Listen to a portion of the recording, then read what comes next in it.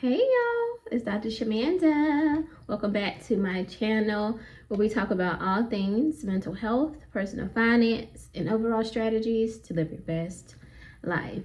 And guys, if you're new here, I am a millennial single mom of 2 teenagers and a former high school dropout turned doctor PhD. And we're on a journey towards financial freedom, time freedom, and building generational wealth. All right, guys, so welcome back to my channel. I'm super grateful to have you guys here.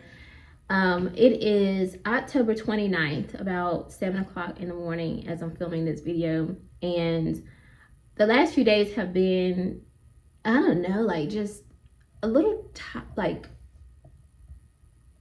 the energy ain't in there. And I'm like, what's going on? I just finished a 36-hour fast last week. And I actually turned, God willing, 37 next Tuesday. So literally a week from yesterday.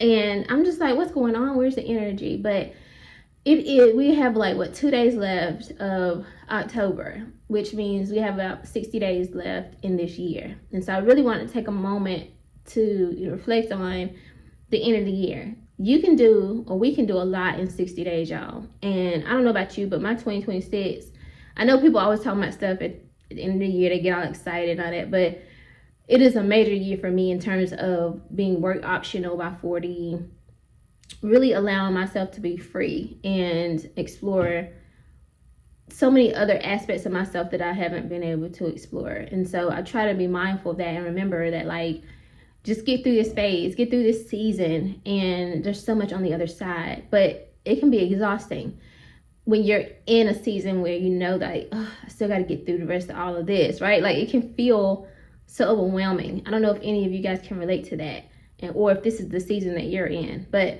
I just wanted to help us get through the rest of this year, because if you felt anything like I felt the last couple of days, it's we got 60 more days.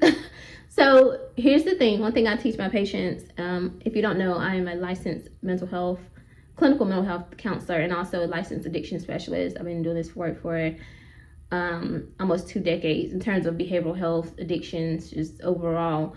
But one thing I tell my patients, though, is that you can choose again. And that is a concept I actually learned from Gabrielle. Lord, what's her name? Because I read her books all the time. Bernstein. There we go. Gabrielle Bernstein. Now, she is all about the manifestation, mind, all that. That is not the point, because I know some people were super religious. No. I study everything because I need to understand. And plus, I don't pass judgment on people. I'm not that type of person. So I need to understand how people think, the different religions, the different spirituality concepts. But one thing that I did take for her that applies to what I use in my work, though, which is CBT, is how our thoughts impact our feelings or emotions, and then those impact our behaviors. So one thing I teach my kids, though, the kids I work with, and even adults, is choose again. It's really that simple. Choose again. So if you wake up in the morning and you feel tired or sad, literally just tell yourself, I'm choosing a different emotion. I'm going to choose to lean into gratitude in this moment. I'm going to choose to lean into excitement in this moment. I'm going to choose to lean into peacefulness. So you get to choose the emotion. If you're in the middle of an argument with somebody and you're angry, you can just really be looking at that person and be like, you know what? Right now in this moment, I feel angry. Take a deep breath.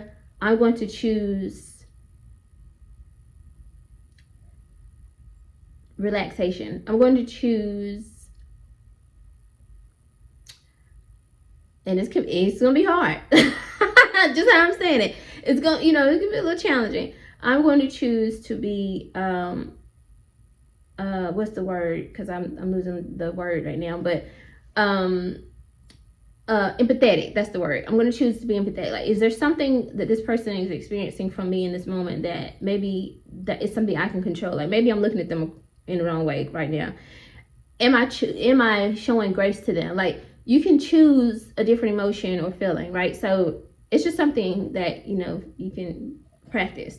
Anyway, that is not the point of this video. The video, I want to share with you guys 5 tips that can help us finish strong and not stressed in these next 62 days of 2025. So the first one is we're going to recommit, not restart. So recommitting to your plan. That doesn't mean you have to restart. Like at the end of the day, this year almost over. Like let's just call it what it is. That doesn't mean, because for some people that means, oh my gosh, I failed. I said I was going to save $5,000 this year, or I said I was going to pay off, $10,000 worth of debt, or pay my car off, whatever. Like, and maybe we're 60 days in it, and maybe it's going to take a miracle for that to happen. But that doesn't mean you have to walk around like a failure for the next 60 days. You can restart. You can recommit to that plan. So maybe it's like, you know what? And I didn't get to do that the way I wanted to or planned to, but I'm actually going to recommit to it. I'm going to say, okay, you know what? I'm going to save as much as I can, or pay off as much as I can. And you set a goal, of course, though. It's like specific numbers. But I'm going to recommit to the goal. I'm going to get back on it. Same thing with working out and weight loss or weight gain, whatever your situation is. You don't have to restart the goal. You could just recommit to it. Like, okay, I stopped going to the gym for like 3 weeks straight. Like, for example, you know what? I'm at starting this Friday or this weekend, I'm actually going to go back to the gym. So just recommit, not necessarily restart. The second one is audit your energy, not just your budget. And honestly, I just gave you all of that backstory, because that's where I'm at. Like, what's my energy like? And whatever your energy is, it's going to determine a lot, right? Whether it's how you show up at your job. You might be like, I don't know, I'm not being here today, baby. What? Well, what is that? What kind of interactions is that going to attract to you? Thinking like that, right? How's your day really going to go if you're feeling like that all day long? If you're in a relationship, how or your friendships, what kind of energy are you bringing to those connections or whatever? So it's not just about money in our budgets. We also need to just audit our energies across the board for everything. And it's specific to money. If you feel like you haven't made any progress toward your goals, recommit to it though, right? And change the energy around it. Say, you know what? There was a lot going on this year. Maybe you faced a layoff this year. Focus on that, identify that, and then say, you know what, I'm going to change my energy and I'm going to focus on the positive. What do I have right now? What can I do? What can I save? What can I pay off by the end of this year? All right, number 3 is turn every win into momentum. Y'all know that is like the thing that I feel like that's probably like my biggest gift, is that every win just motivates me. It's like a high. Like, I have these highlighters here. I love a win. For me, doesn't necessarily have to be financial. It could be set a to-do list for the day and I'm crossing something off, right? Or like on my board here, there's a lot more on this board right here on the side. And if you check out Instagram, you can see my board updates and my highlights. But just being able to check something off. So those things really give me more energy and momentum. And I just prove to myself that I can do what I say I'm going to do.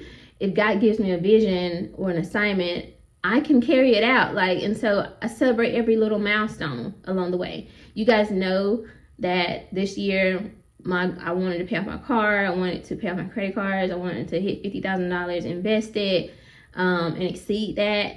I wanted to, focus on my savings goal. Like, there's so many things. And every month, every paycheck, not even every month, just every paycheck builds momentum. So you got to figure out what that looks like for you, whether that's physically, financially, your relationships, whatever it is. Just know that every win is part of you build momentum, and celebrate every little milestone. So like, for example, even if you put $50 into your account, that's $50 you didn't have 2 days ago, right? Celebrate that. Don't ever feel, I can't tell you how to feel, but try to not minimize things, because everything counts. Even if it's $1, even if you saved it, like you was gonna go to the store after work, but you just like, you know what, I'm going to keep going. I'm not gonna stop. I'm not gonna stop at QT and get this X, Y, and Z. That's me. So, by the way, I hate that I got a QT that's so close to my house, because I be tempted sometimes. But, or like when I stopped to get gas yesterday, I was like, I'm not gonna go in the store and get nothing. No muffin, none of that. No. just get what you're supposed to get and go. Those are wins, because guess what? Financially, that helps me get closer to my savings goal because I didn't spend any money. So anyway, celebrate every win. Number 4 is use the final 60 days to create systems, not stress. So that's a huge thing, y'all. When I tell you systems, I think even in my professional career, that's probably the thing that I do very well.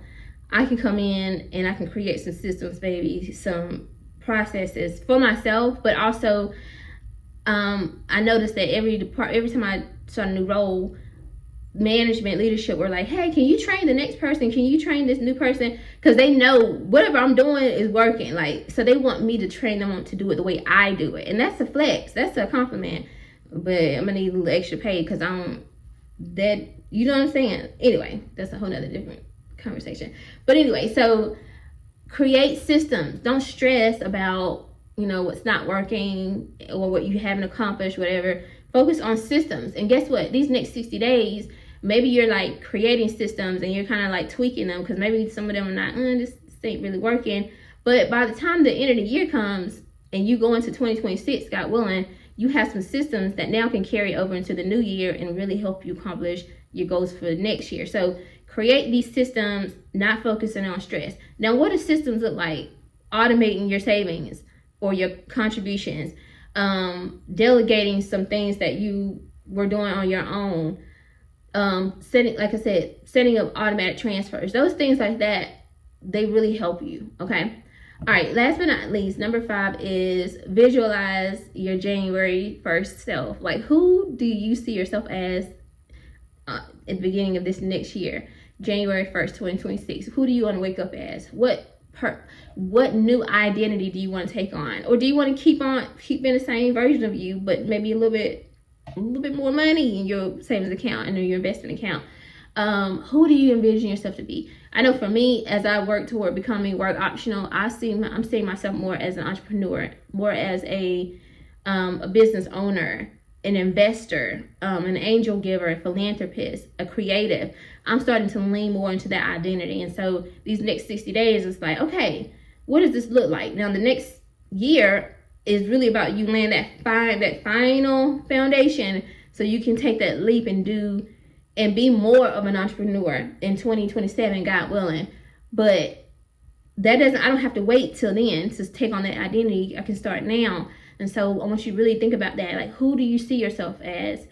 What are you doing right now? I know people always say, what are you doing right now to prepare for it? But you know, I hear that all the time. Like, it be like, be for real. I get it though. Like, but seriously, what are you doing right now to prepare for this next version of yourself and who you say you want to be and what you say you want to do?